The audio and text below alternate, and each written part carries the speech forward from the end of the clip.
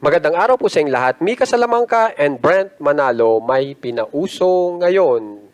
Alamin po natin lahat yan dito sa ating video.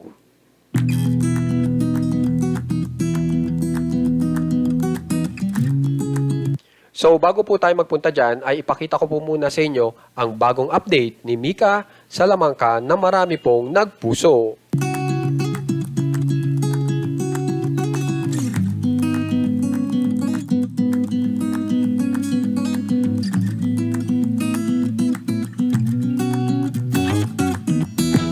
So ito po yung bagong update ni Mika Salamangka kung saan ay nag-post po siya ng mga larawan at marami nga pong nagpuso sa kanya. So panoorin po muna natin.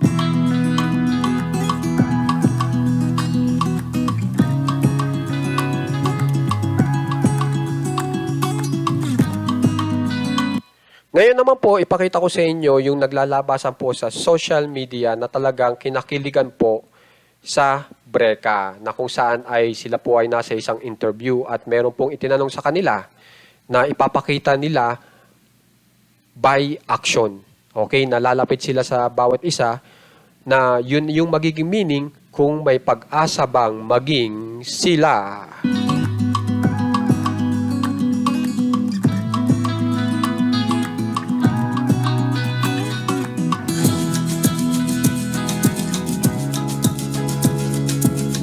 So ito po yung naglalabasan sa social media na talagang nagbabiral po sa Breka. So tingnan po natin ng close up kung anong naging reaksyon ng dalawa. Okay, kung sila ba'y maglalapit o hindi.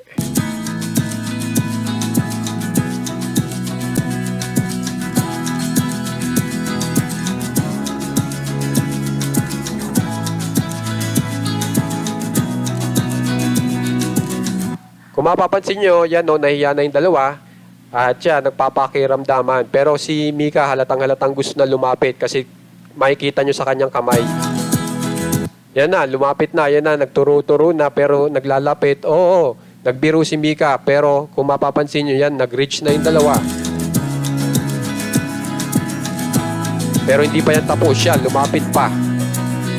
At talagang nagkalapitan na ibig sabihin po niyan, meron po talaga silang pag-asa na yung best friend po nila ay malagpasan pa nila yun sa pagiging best friend, yung kanilang relasyon sa bawat isa.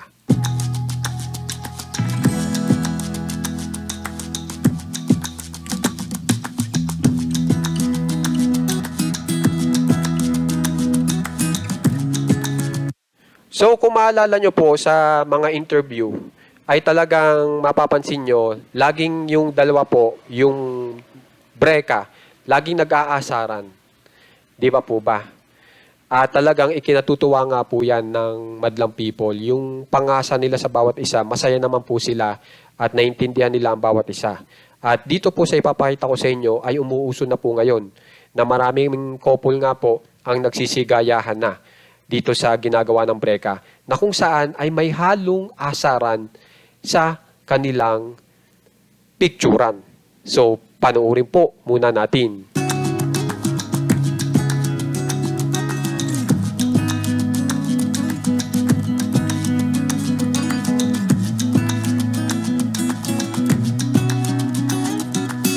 So, kung mapapansin nyo, yan yung mga picture ng Breka na nag-aasaran sila pero napaka-cute po. So yan na po yung pinauuso ng dalawa ngayon. So para mas mapanood nyo pa ng maigi, ipakita ko po sa inyo via video.